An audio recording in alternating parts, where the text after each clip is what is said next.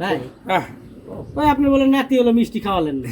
আরে পাগলা, নাতি হইলো মানে খুশি, মিষ্টি খাওয়াবো নি, কেবল তো কালকে হইলো রে বাবা। কিন্তু হওয়ার পর থেকে খালি কান্দাকাটি হুয়া হুয়া হুয়া অত্যাচারে থাকা যাচ্ছে না। আচ্ছা বাচ্চা কাচ্চা হলেই কান্দাকাটি করা লাগবে না? আরে বাবা, কান্দবে না কিসের জন্য কত?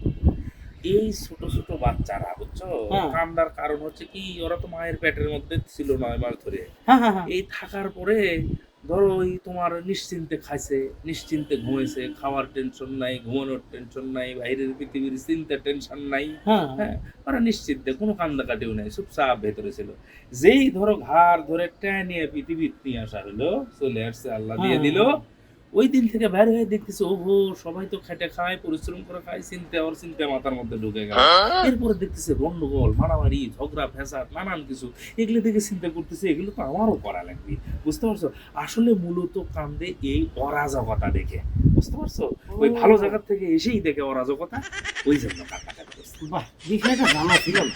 হ্যাঁ।